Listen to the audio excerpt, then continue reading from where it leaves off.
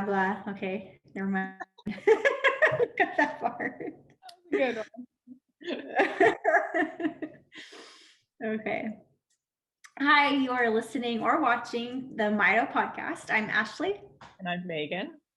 and we are going to talk to you guys about the hospital. It can be really hard to plan and prepare for what you need for when you I guess that's not the best way to start the podcast. Um, it's a lot of times when you have mitochondrial disease, it's inevitable that you will end up in the hospital at some point. It might be a day, it might be a couple of hours. It's the case for most children. I mean, you fall, you hurt, you break your leg, break an arm, something like that. So it's not that it's abnormal to go to the hospital. It's just more likely if you have a mitochondrial disease, you will end up in the hospital at some point.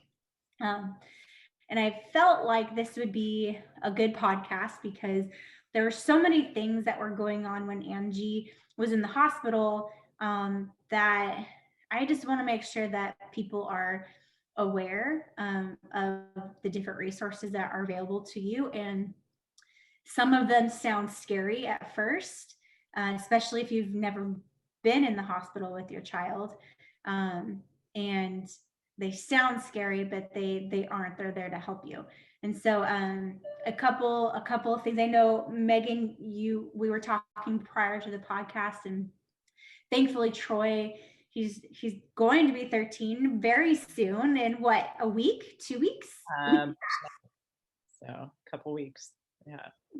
And he's going to be 13, and he fortunately has only had one hospital stay, right? He's had two.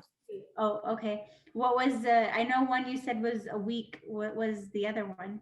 Yeah, so he had RSV, which is a respiratory virus, and he started having seizures with a high fever. So he ended up in the hospital with that. And then he fractured his jaw in two places, and ended up having to have a metal plate put in his jaw. That was the second one. Oh, and you know what? I forgot too. The most recent, which I say that, but it's been a few years. He had the flu and we were in the hospital for a week. So he's had 3 hospital stays. Poor guy. I didn't know he had to have a metal plate put in. Yeah. He was riding one of those little push cars.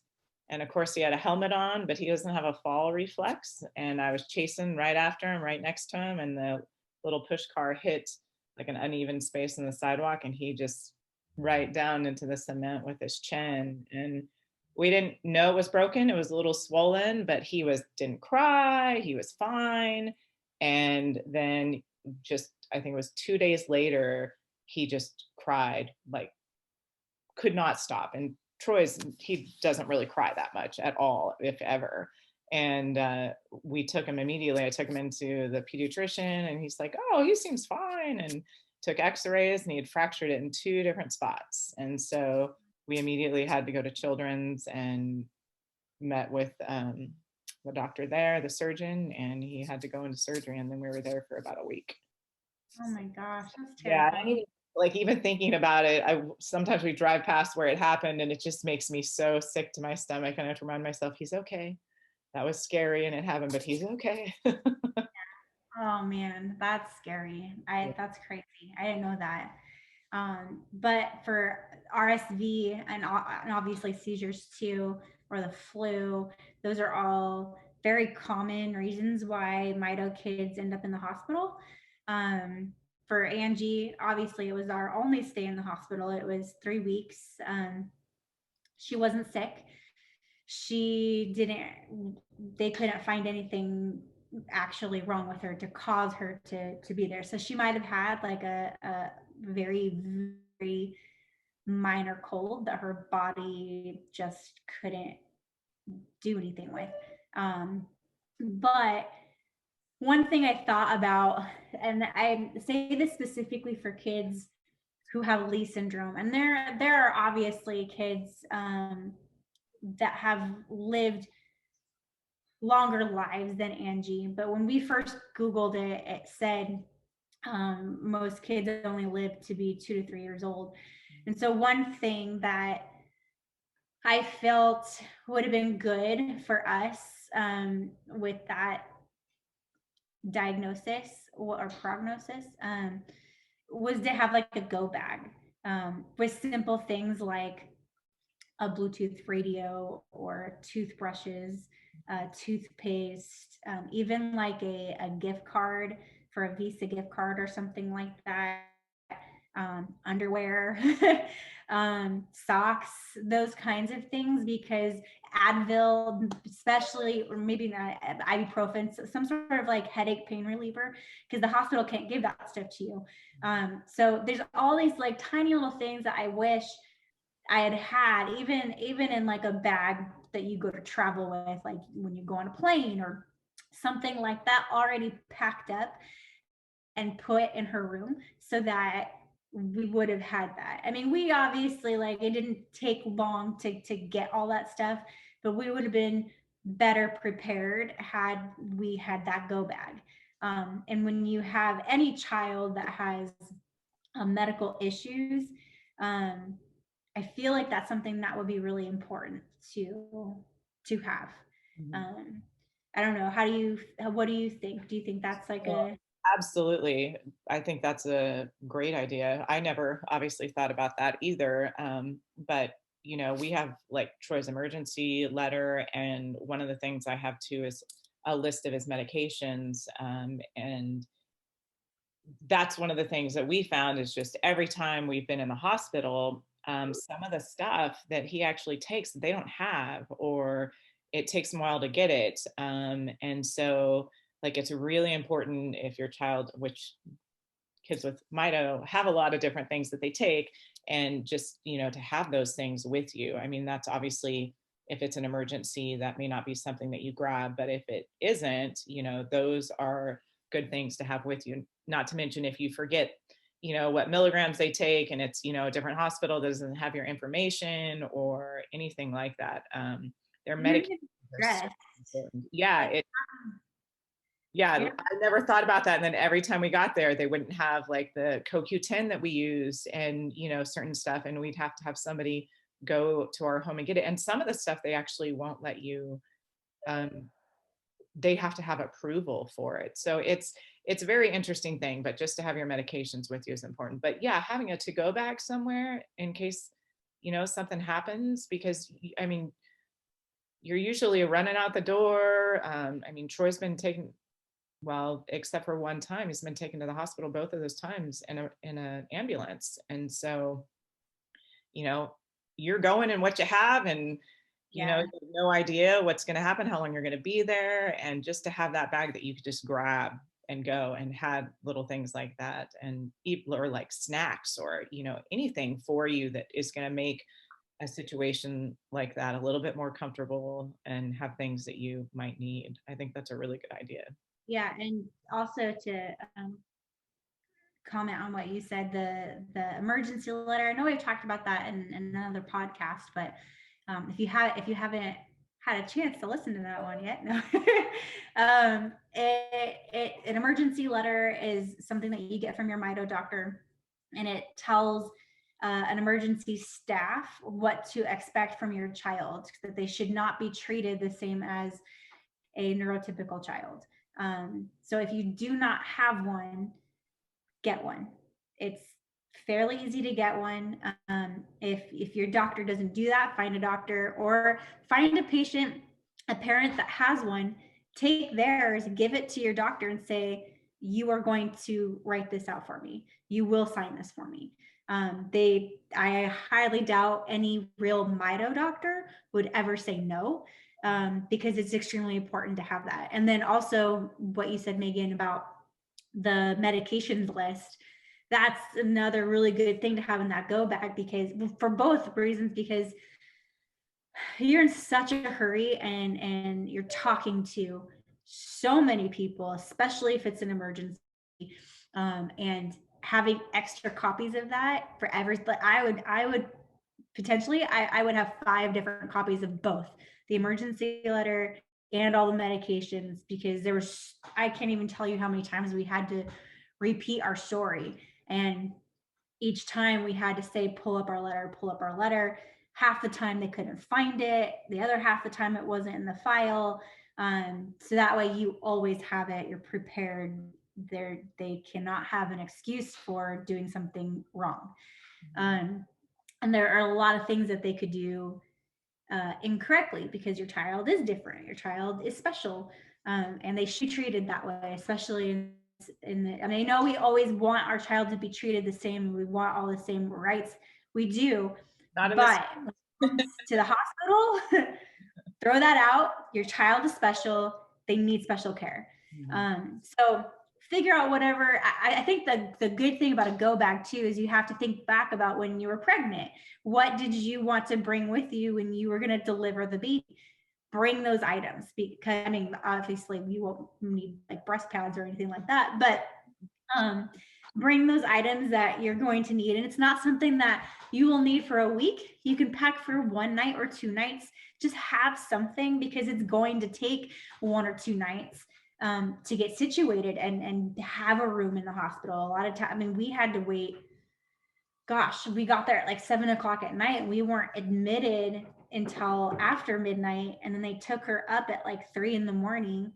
And then we just kept changing floors. We were in the ICU 12 hours later. So definitely a go bag, definitely the letter, definitely your medications list. And I would also, not to tell you how you should run your household, but have your medications all in one spot.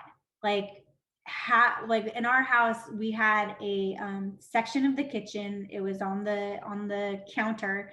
That was Angie's section, and she had all her medications there, all her syringes, everything was right there. I mean, everything was written on the bottles. I took pictures of everything just to make sure that I would never forget what it was. And Megan is right. The hospital might not have what you need because they are supplements many times. I mean, yes, they'll have like Keppra and things for seizures and that kind of stuff. But when you're coming into B vitamins or vitamin E, those types of things they do not have. So you are going to need to get that your own stash and bring it with you. So it might be a good idea to be prepared. And I know it's hard because it costs a lot of money, but have an extra month supply also just for disasters, right?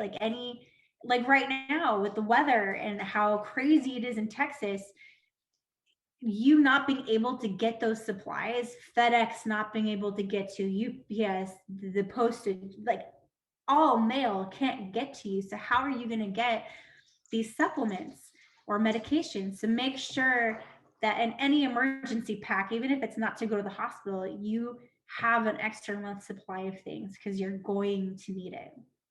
Yeah, that's funny that you mentioned that. I just on Facebook, one of our Mito moms just posted, a lot of us get our CoQ10 from a place called Epic that's in New York. And Yeah. just ordered 4 bottles, and like half of them were completely ruined, which the company is great and they were completely sending new and refunding. But I literally just received mine for Troy like 2 weeks ago. And I was like, oh gosh, good thing we didn't run out and we ordered sooner. And but yeah, you definitely stuff like that. You need to have backup. And it was funny that you're saying how you have a little Angie's area.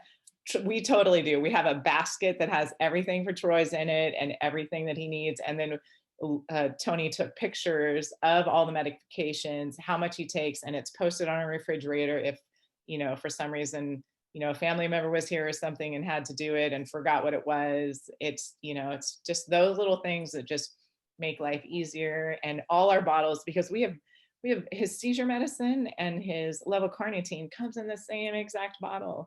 And so we've got like Superman duct tape around the seizure medicine. It says seizures everywhere, because I mean, we all make mistakes, and that's just stuff you don't want to make a mistake with. So yeah, and if you're tired, just having that there, I mean, I don't remember ever, I don't know, there's maybe a couple of times where I'd measure stuff out and I'm looking at it like, oh my gosh, because you make this one cocktail, especially if you're G-tube, if you're feeding them through the G tube, you have just a bottle that you just mixed full of, I don't know, 10 different medications that you're about to give her. And it'd be hard, like it's hard to remember things. So definitely mark them however you need to mark them to know which ones are which. Yeah. But other things specifically to the hospital, I was recently talking to a mom who is in the hospital right now with her son, and it just reminded me of all the things. And she's very prepared. She knows about all of these things, but it was things that I didn't know, and I didn't at the time. I wasn't super close with all of the Mito families here. We were brand new. We just found out a year ago, and I was still finding like that Mito group, and we'd all met and we'd been around each other a few times, but it wasn't to the point of having like full conversations about our kids or what to do, what to expect. We weren't like that close yet. So there was just a lot of things that we weren't prepared for. We didn't know that we didn't know. And maybe like even in our own little Mito community, there's a lot of things that each of us individually don't know until you experience it.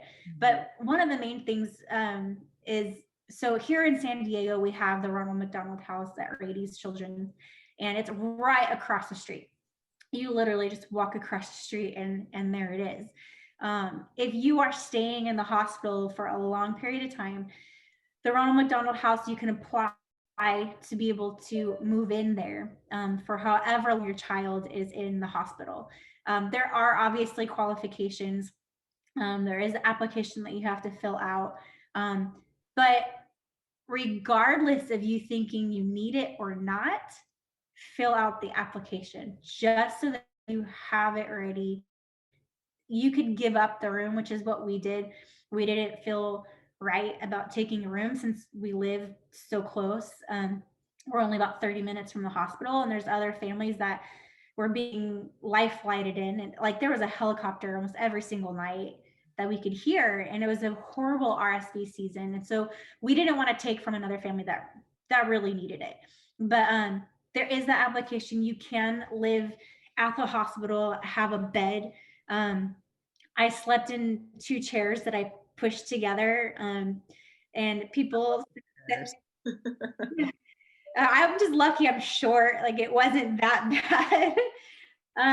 But I wasn't really sleeping that much anyways. And so you have blankets and pillows. The hospital has all that stuff for you. The Ronald McDonald House will provide you meals. You just need a wristband so that they know that you are a family that is at the hospital. It doesn't mean that you can't afford food. That has nothing to do with it. It gives you the opportunity to not leave your child, to not have to go somewhere or get stuck in traffic or be off the premises, because there was no way that I was leaving that hospital. Like if I was not within a running sprint distance to Angie, I wasn't going to go anywhere.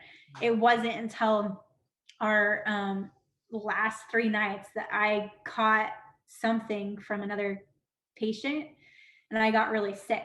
And so I had to choose to leave because I didn't want Angie to catch it.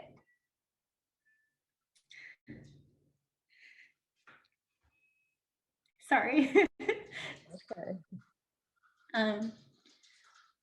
Which was like probably the hardest thing I ever had to do.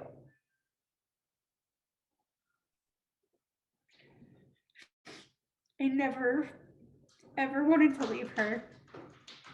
And I like knew all the nurses by that point, and they were all telling me, it's okay, we got her, just go home. But it's a horrible feeling to know that you have to leave your child there. Sorry. But the Ronald McDonald House is there for you to help you eat. You need nutrition. You need to put food in your body. You need to keep hydrated as much as it sucks. You don't feel like eating. You don't feel hungry. It doesn't matter. Yeah. You need to keep your energy up for your child. And if you're breastfeeding, they can provide you a pump so that you can continue to breastfeed. They will give your child the breast milk. You just have to fight for it. I didn't know that. And so they tried to pull Angie off of breast milk until we got this nurse. She was amazing. She always called Angie Princessa. And she saw me pumping and she's like, I don't want to, what are you doing? Why are we not feeding her your milk? I'm like, they won't let me. And she's like, no, that's not okay. And she went straight up to the doctors and she's like, this is ridiculous. You're giving Princessa her mama's milk. So they changed the whole plan based off of that. So Angie was getting half formula, half breast milk from that point on. So you have those resources, but you also, if you're breastfeeding, the hospital gives you coupons to be able to have free food there. So you, even if you don't want to go to the Ronald McDonald House, if you don't want to leave the room, they will provide you food and water and smoothies and everything that they can to keep your breast milk going. And it is hard. When I walked in with Angie, I don't even remember how much I was pumping, or not pumping, but feeding her, because she would just take it from the tap. But by the next day from when we entered the hospital, my breast milk had gone down by half because she wasn't there to give my body what it needed to respond. And so just know that those resources are there. You can get a breast pump. You can give your child breast milk. You can get food and water and all of that provided to you. And you can receive mail. We got mail every single day. The carriers knew exactly who we were, because we had boxes and boxes and envelopes of just mail from all over the US of people sending Angie stuff to decorate her room. And do that. Decorate your room.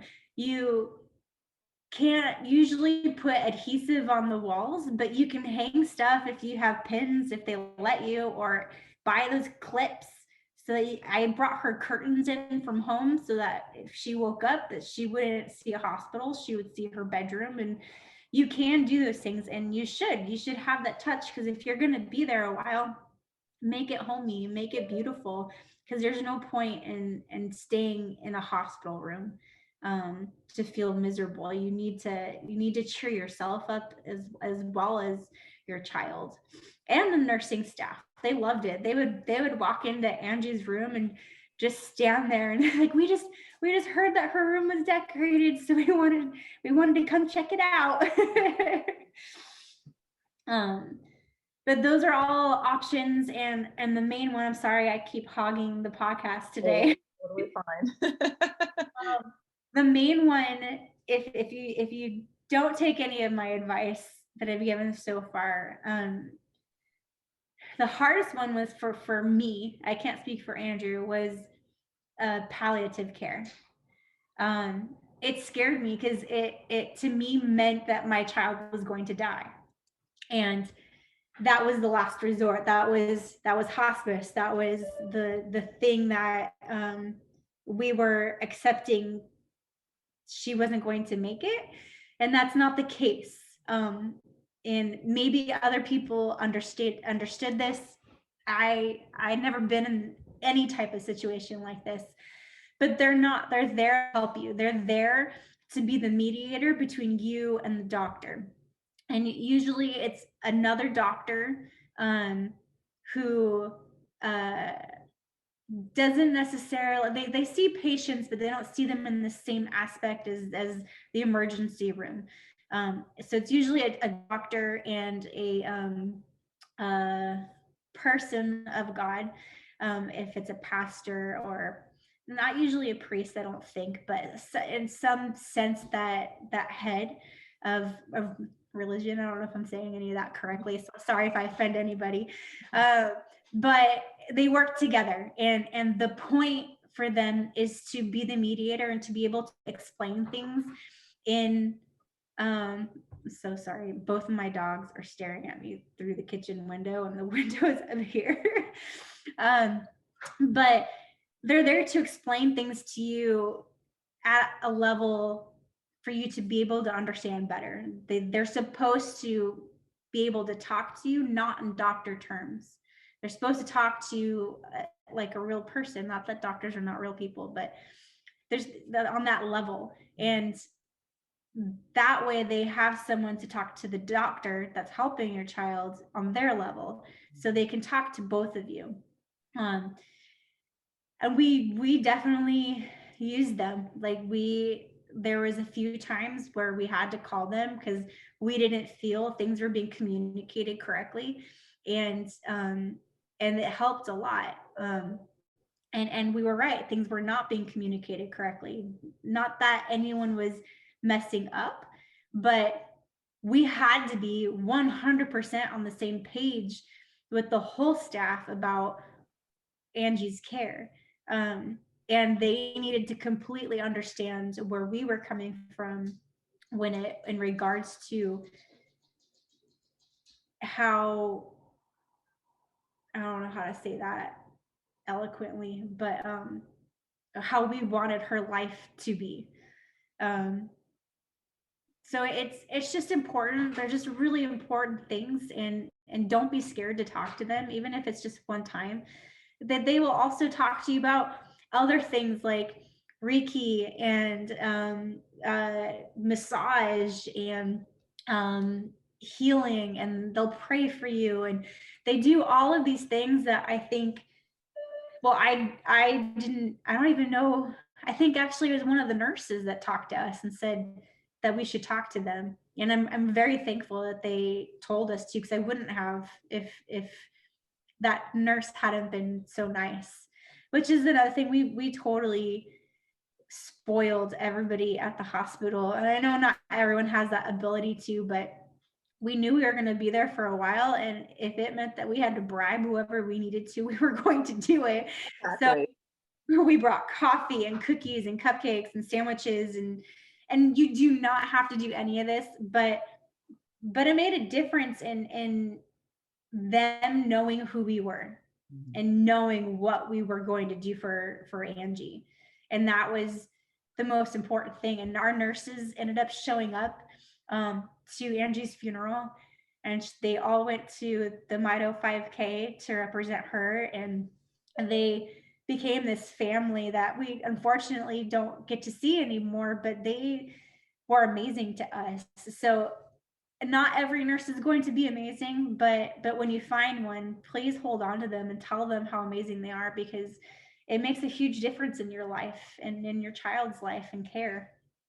Absolutely.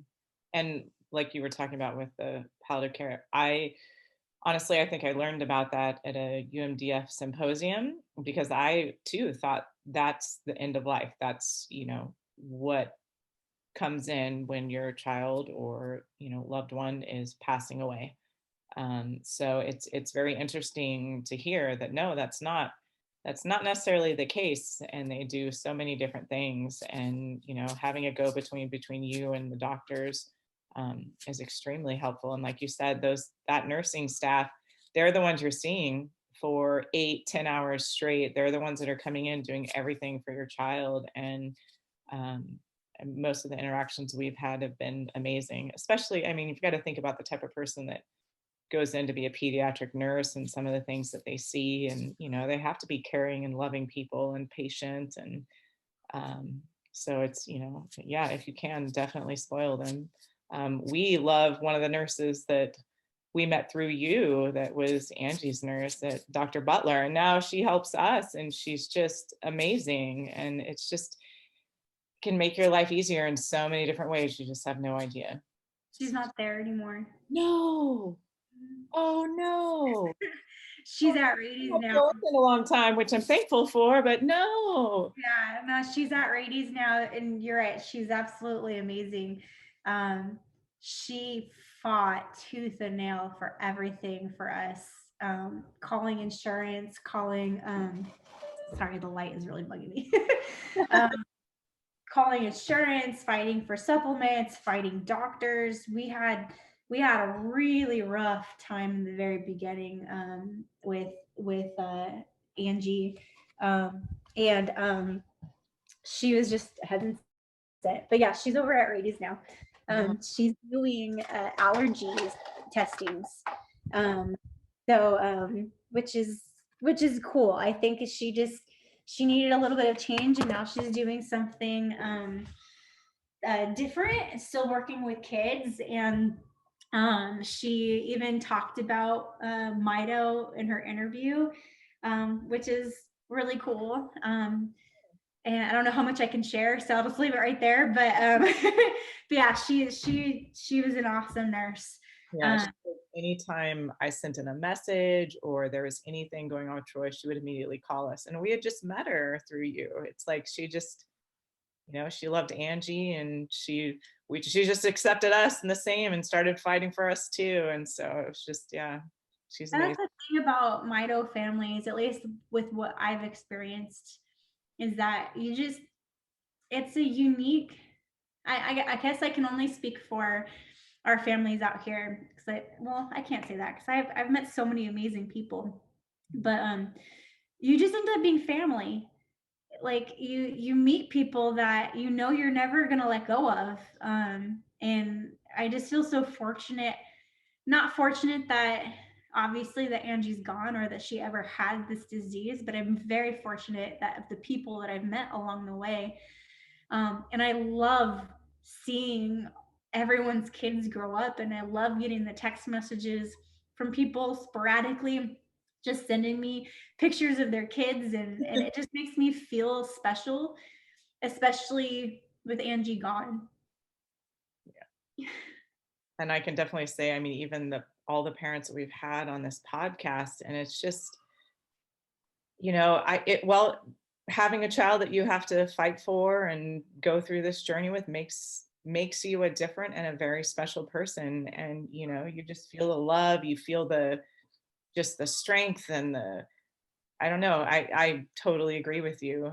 You're in touch, I think, with a lot more families than I actually am, but like I said, even just the ones on the podcast, every time we're done, I'm like, oh my gosh, they were so amazing, or she was so amazing. And it's just, I don't know, our community is awesome. And it's unfortunate that, we're brought together by a disease, but, it's an amazing experience. And so many people are, battling this, and they're still just these amazing, positive people fighting for their kids or for themselves. So, yeah. And I wanted to do a shout out. There's been a couple families that have reached out to me lately, and I know I mentioned one earlier in this podcast. And that's also kind of what inspired talking about the hospital. I'm not quite in a place where I can talk about being the mom of a child that's gone.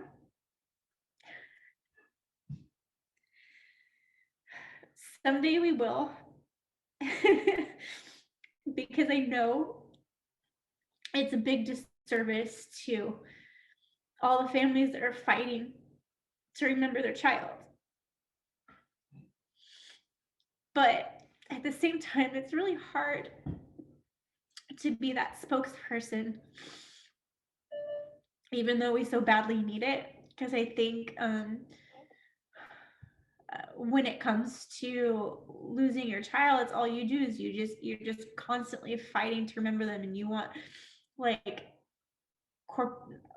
other Mito foundations to remember them, and you want to join in on surveys and trials and all these things, and you can't. You have nothing else to give them, because that's not what they want. They want living children, and it's very hard to be on the side of that. This is definitely not where I wanted this podcast to go. It's okay. We are always flexible. I think I need to stop right there and talk about that another day. my point of where I wanted to say is I wanted to give a shout out to a family, and I hope that they know who I am talking about. I didn't ask them for permission, so I don't want to say their names. But they recently reached out to me, and their son is fighting.